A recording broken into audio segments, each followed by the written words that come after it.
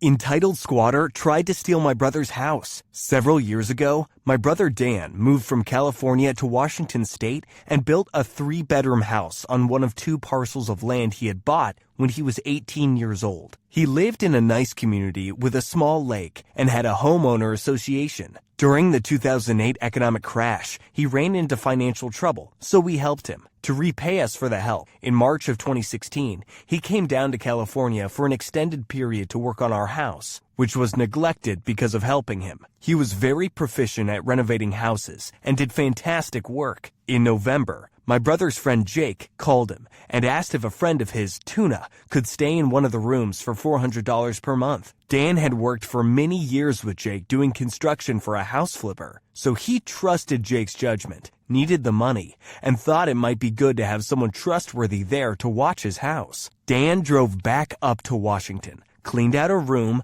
put a lock on his bedroom door, locked the door, and put some of his things in a storage area up out of the way in the garage. Tuna seemed nice and gave Dan $400 for the first month. There was never a written rental agreement. It was just verbal and meant to be temporary because Dan was going to return in 6 months. Tuna never sent another payment. We would call and ask her, and she always said it had been sent, but nothing ever arrived. So what was going on at his house? We pieced together that something wrong was going on there after Dan's neighbor called and after questioning Jake. The neighbor complained that the house had turned into a drug house, full of people and cars, coming and going all hours of the night. At the beginning of June 2017, Dan drove back to Washington and handed Tuna a 3-day eviction notice. She left, stating that she had somewhere else to live and would get her stuff later. He was allowing her to retrieve her stuff at a later date. He just wanted her out. He started working on repairs and cleaning up the house. I mailed Dan a care package with some clothes, a California-themed shopping bag, and gift cards for gas and food. 5 days later, Tuna showed up with 2 men who punched Dan in the face. They wanted to take the house back by force. Dan went to the neighbor and called the police. The police came, and instead of arresting the men and Tuna, they took Dan to jail for missing a child support court date, which then put a warrant on him. Before coming to California, he thought everything regarding child support back payments for his independent, successful 23-year-old adult child had been taken care of. He had no idea about a court date, since they notify by mail, and Tuna had never forwarded his mail, which was one of the things she promised to do. So the police essentially handed the house over to Tuna. She and her cronies went in, changed the locks, and placed a long metal bar across the inside of the garage door so it could not be opened from the outside. They stole the package I sent to Dan and spent the gift cards. Meanwhile, my family and I were on vacation in Hawaii, and I received a phone call from Dan in jail. I spent a whole day of my vacation in the hotel room trying to figure out how to get him out of jail. Bail bonds could not be used for child support cases. Finally, they let him out when I paid a child support payment of $350. He had been in jail for 3 days, and the squatters had dug themselves in. So when he returned to his house, he had to call the police to arrest them for trespassing.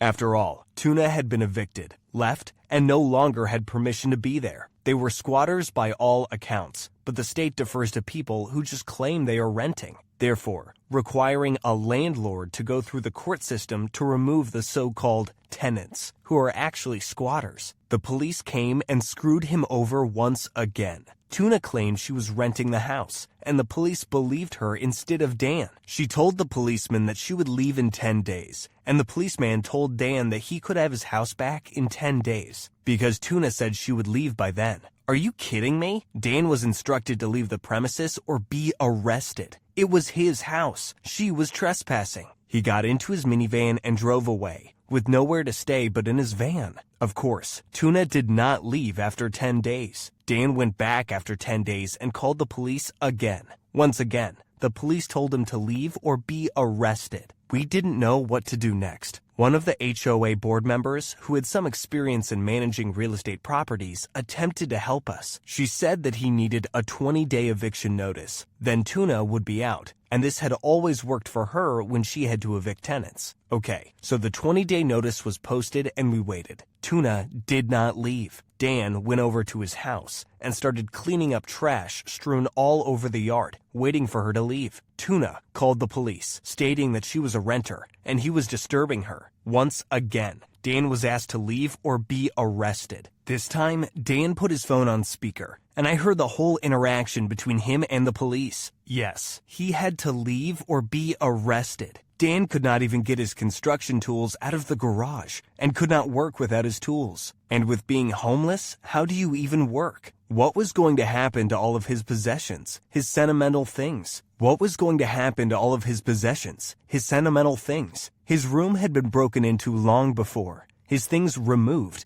and people had used the room. It was near the end of the summer. We were paying his mortgage payments, and it was getting so hard on everyone. Then something nice happened. A kind friend, Adam, asked him to stay at his house, which Dan did. During this time, Dan worked for Adam with loan tools and also went to some landlord-tenant educational meetings. The people at the meetings were helpful and instructed Dan on how to proceed by taking the matter to the court. The police would not go further without a court order to physically evict Tuna. It would be difficult to afford the cost to hire a lawyer, but eventually we did end up getting a lawyer. Dan posted a court appearance on the door of his house, since Tuna never answered the door, and that is what you do legally in this case. Every time he posted a court appearance, he had to legally give her 1 week notice, which he did. He showed up at court, and Tuna failed to show up, so he won by default, right? Wrong. The judge said that Tuna was not given proper notice, because the notice was posted by Dan instead of an anonymous person.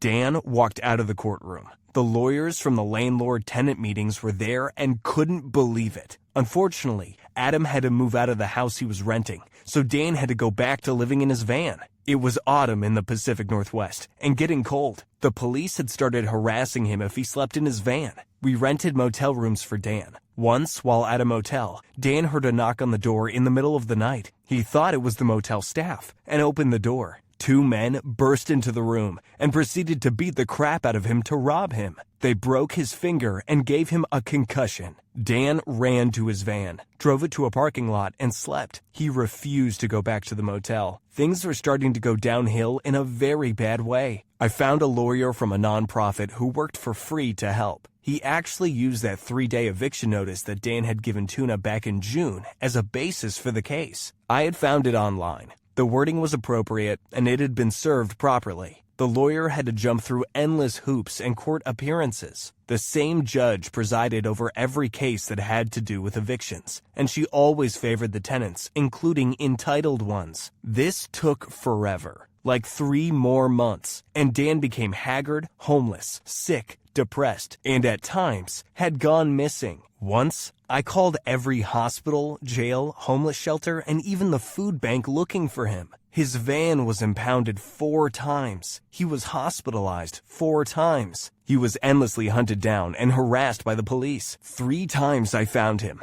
because I was listed as his emergency contact on his state insurance when he showed up at hospitals. While all of this was happening to Dan, my husband was in a serious motorcycle accident, and I had to take care of my husband, changing his dressings, etc. Okay, I'm crying right now. This was so hard to endure, remember, and difficult to write about. I couldn't leave and fly up to Washington to help my brother, but I was doing everything down here to get his house back with the lawyer. I got him motel rooms at other motels when I could. I paid 4 times to get his van out of the impound. I sent him cell phones and care packages delivered at UPS stores. One time, Dan was lost and didn't have his van or phone. He ended up at a hospital who contacted me. He told me that he had felt really sick and had gone to the hospital earlier, who released him after examining him. Even after he pleaded with them to let him stay because he felt horribly sick, he ended up collapsed on the sidewalk by the Salvation Army shelter, and another homeless person called 911. So he was back at that hospital with a very serious condition affecting his heart. I told the hospital to please call me at release time so I could arrange a motel for Dan. They didn't. He was then found in a park in frigid weather dressed in a pair of scrubs, a t-shirt, hoodie, and 1 shoe.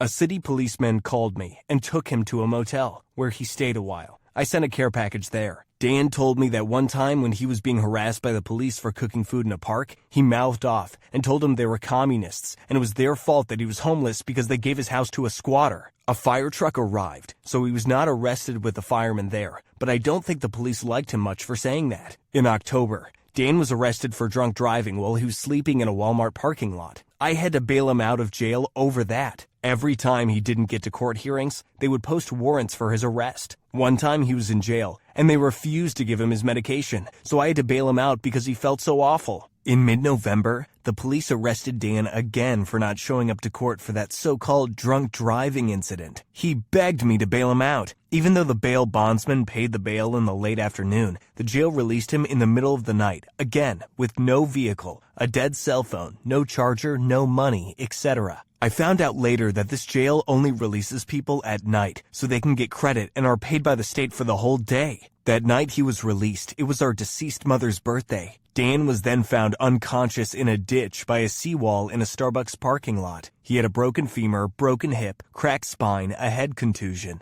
and that finger was still broken. The doctors evaluated that he had been hit in the back of his head with a blunt object. We do not know who did it. The last thing he remembers was a police car driving by. He was airlifted to a major hospital in Seattle about 50 miles from where he was. I took a flight up to Seattle as soon as I could and visited him. The doctor showed me the x-rays, and he had countless rods and pins put into his body to put him back together. By this time, we were getting closer to having his house back. I went by the house with Adam's brother-in-law, Paul, who was packing heat. We pounded on the door, and I demanded that the squatters hand over my dead mother's rocking chair. The stupid friend, Jake, was there, and he handed it through the door. It is a big heirloom mission-style chair, and they had burned into the chair in the word, wasted. The court order finally became available, but then we had to schedule the eviction according to when the police had time to do it, which was another 2 weeks. It was scheduled for the beginning of December. I went back home to California briefly and returned the night of the eviction. Dan was in the hospital for almost 2 weeks. When he was released, I arranged a nice long-term stay-type hotel back near home for him to live until the police evicted the squatters. Paul helped us out a lot. He was with the police at the eviction, changed all the locks, and secured the house. He picked up Dan at the hotel, and Dan got to witness the eviction of that entitled rat from hell. She was the only one left in the house. A notice had been posted on the door to warn everyone to leave, but as usual, she didn't think there would be any reason she would have to leave. It took her completely by surprise. The police pounded on the door and demanded she leave immediately. She asked if she could get this and that, but no, she couldn't. She grabbed her little dog, purse, and left with nothing else. The police put a notice on the door after Paul secured everything. Dan was driven back to the hotel, and then I arrived. I wish I could have seen the eviction, but couldn't get a flight early enough. The neighbors said that a bunch of people came to the house that night pounding on the door trying to get in, but couldn't. They almost called the police, but the people left. We went over there every day for a week to clean up. Dan was confined to a wheelchair and was on heavy meds, so it was hard. He couldn't help too much, but he did his best. The house was a disaster. There was literally 5 tons of garbage in the yards around the house. The trash disposal service was not activated during this time, so they just piled it up around the house. On one side of the house was a huge pillar of trash made out of wire fencing. It was about 8 feet by 8 feet and at least 12 feet high. The front road was awful, with several piles of trash about 4 feet high. Tuna left every single thing in the kitchen, in the cupboards, and rotting food in pans. The carpets were soaked in dog pee. There were clothes and junk everywhere. There was loads of crushed glass embedded into the gravel driveway, like she wanted us to get flat tires. Over the doorway from the house into the garage was a dangerous booby trap, which literally could have killed someone. It was made out of large, heavy metal clamps, with a glass jewelry case teetering on top of the clamps. It could have fallen on top of someone's head if not discovered, and someone jarred it a little. The water had been shut off for months by the HOA because they controlled the well and owned the water system. As soon as you don't pay the HOA fees, water is shut off. All the toilets were clogged up with mess. The sewage system was impossible to unclog, and later we discovered that they had thrown dirt and plastic containers down the pipes. We had to go under the house and disassemble the pipes to get everything out. Hanging up on the wall, in plain sight in the master bedroom, was the California shopping bag I had mailed to Dan in the package that Tuna had stolen. She hung it there to taunt me. I am not super religious, but I felt the worst kind of evil there, and had to pray and debunk the evil spirits from that house. I stayed for weeks there, cleaning up, and hired some people to do yard clean out to get the front yard clean. Later, Dan and Adam dealt with the pillar of trash at the side of the house. Every construction tool that belonged to Dan was stolen. He couldn't work much from a wheelchair, but needed the tools to repair his own house. Dan persisted though. He finally got to the point where he could walk. Now, he can't walk for long periods, gets tired easily, but can do things slowly. He has some nice roommates that drive him places and take care of him at times. Many of his tools have been replaced. He sanded off the wasted message on Mom's rocking chair. We have sunk a lot of money into helping him, but what else is one supposed to do? It was a life or death situation. That was his house he had built so many years ago. This was the most wicked thing I have ever encountered. It was coming from all directions. We heard that the creepy squatter died a year later. No one wanted to take her in, and she went from person to person, staying wherever. If she would have been decent and kind, she probably could have been a roommate and had a place, but she thought she could just take someone's house. You and your brother have clearly been through a lot, and I'm so sorry for what happened to you. I have to start off by saying your brother must appreciate you an unbelievable amount. The amount of times you have helped him out or saved him from a bad situation is crazy, and that is what siblings should be for. I cannot believe how unprofessional the police were in this situation, and how long your brother had to stay homeless before being able to get him home back. It seems like the police in that area have some sort of issue with your brother for whatever reason. In my opinion, this was clearly a setup from his friend Jake, who obviously must have known what Tuna was planning to do with the house. I hope your brother recovers from his injuries, as he was beaten a lot. It would help a lot if you knew who was after your brother to hurt him, and it could even be a good idea to move him away from the area for a little while. How my father made me steal my own belongings. When I was 14-15, my parents broke up. My father fought for custody, as he already had a house the judge tipped in his favor. My sisters and I had to live with my dad, and every other weekend we had to go to my mom's. When I was 15, I moved in with my mother. Being considered old enough to make a decision, the judge's decision no longer applied to me. But when my sisters had to stay with my father for the weekend, my mother would push me to go too, just to keep a family connection. During those weekends, so many stupid things happened that I couldn't list them all. But here's the stupidest of them all. After selling all my DS games, my father bought us an R4 card for me and one of my sisters, whom we will call Lucy. My younger sister, whom we will call Sam, did not have a DS at that time because she broke everything she had. While I was playing in the living room, Sam came to ask me to lend her the DS. As I was in the middle of a game, I refused and told her she can get it later. So she went to complain to my father. Sam was always the golden child for my father. He always said he wanted a boy and was proud when Sam was born. He would give her anything. Sam was born a boy, but came out as trans last year, so I will continue to say her. My dad walked into the living room, asking me to give my sister the DS. I explained that I was in the middle of a game, and he gave me 10 minutes to save and give the DS to Sam. Being a 15-year-old who loves video games, I wasn't necessarily happy, but I accepted because I love my sister, and I have another video game which I wanted to play on another console. After 10 minutes, Sam came back to ask for the DS again. Not having a save point, I told her to wait 2 minutes to have time to save and then lend her the DS. Sam went to see my dad. This time, he came in rage into the living room, yelling at me, saying that I was selfish, that I kept disobeying him, and that if I acted like my mother, I could go back home. I called my mom, and I went upstairs in my room to pack my things. This time, intending not to return for a long time, I start to empty my closet with the help of Lucy. When my father saw my bag full, he refused to let me bring my clothes with me, explaining these are clothes he bought with his money, and that therefore they stayed here. First of all, it was my mother who bought me these clothes, or my cousin's hand-me-downs. Secondly, what the hell is he wanting to do with a 15-year-old's clothes? So I talked to Lucy, and we made a plan. I filled my bag with my things that I could take to my mother's house, and I filled another bag with all my other clothes. Knowing the house and the location of my father and Sam, I went through another way in the house to get down to the ground floor, opened a window, and I hid the bag outside, where I knew no one would pick it up. Then I pretended I wanted to walk the dog out before my mom got here. During my walk, I went to get the bag. I got closer to the road where my mother was going to arrive, and I hid it again. I then enjoyed a last moment with my dog. I hugged him and said goodbye. Then my mother arrived. I left without saying goodbye, and I got my stuff before I went to my mother's house. When I explained everything to her on the road, she told me that I would only go to my father's house if I wanted to, that she had already talked to Lucy, and that she would also move to my mother's house when she was 14. My father never knew what happened.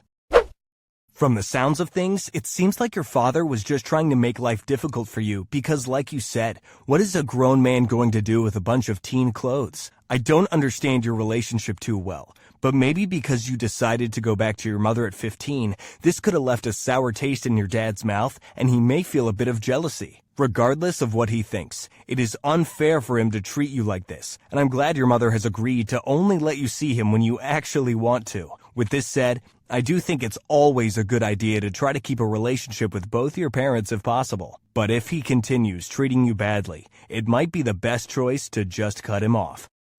EM steals and pawns her daughter's promise ring. So my cousin, who we'll call Kat, had received a promise ring from her boyfriend at the time. It had a real pearl in the center that was surrounded by mini diamonds, essentially close to the quality of an engagement ring. I can't remember the exact cost, but I want to say he saved at least $500 to $600 for it, as it was treated like a long-term engagement. Obviously, between the price and the sentiment behind it, that ring meant everything to Kat, and not one time in the relationship did I ever see her not wear it. The ring has even more meaning to it now, as the couple had to separate a few months ago due to personal issues on his side, but he told her to keep the ring on as a promise that he would return one day when everything was sorted. Now that that's out of the way, here's where entitled mom comes in. Kat's mom is a total leech of a woman who thinks everyone will bow down to her will. She refuses to work and essentially lives off of handouts from her family, but also demands to live a luxurious lifestyle. She's the type of woman who will beg for money to buy food,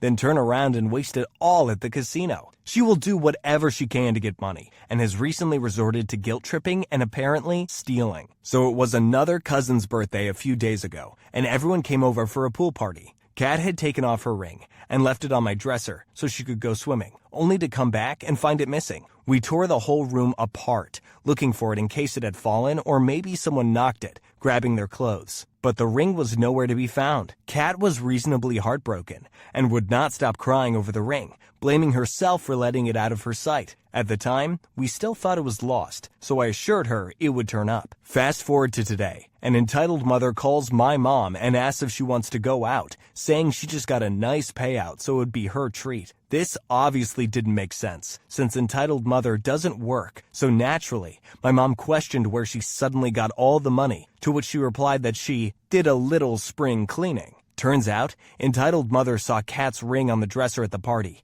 took it, and then pawned it for not even half the price it was originally worth, just so she could have the money to go out and party. I wasn't there when Kat found out, but apparently, the events that occurred went as followed. When Kat angrily confronted her mother about why she took the ring, she blew it off and just kept making excuses. She kept saying that she needed the money because we're broke, and that she deserved to have the ring since Kat had no use for it anymore now that she was single. Entitled mother also argued that Kat was a child who doesn't deserve expensive items when she can't appreciate them, and that her mother's happiness should mean more to her than some dumb ring. She also got defensive and called her an ungrateful brat when she begged her to go buy the ring back. At some point during Aunt's rant, Kat left and came to spend the night with us so she could calm down and figure everything out. Kat has literally spent the whole evening trying to get a hold of the pawn shop to see if she can get her ring back. An entitled mother is messaging both me and my mom, arguing that she did nothing wrong and that Kat is making a big deal out of nothing. My mom and I refuse to talk to entitled mother until she not only apologizes, but also tries to get the ring back. It's bad enough stealing and selling your child's things, but the sentiment that ring holds will never be replaceable if she can't get it back.